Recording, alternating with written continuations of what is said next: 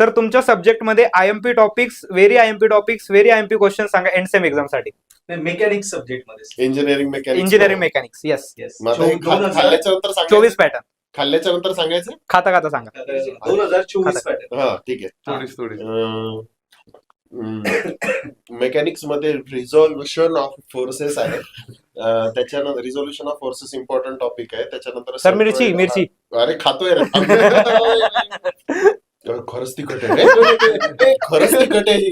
Resolution of forces important आहे. Centroid important आहे. त्याच्यानंतर इक्विलिब्रियम मध्ये बीम इम्पॉर्टंट आहे.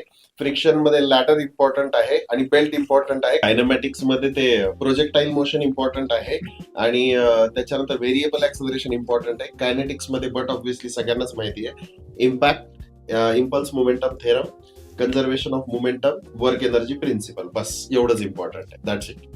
ओके. बस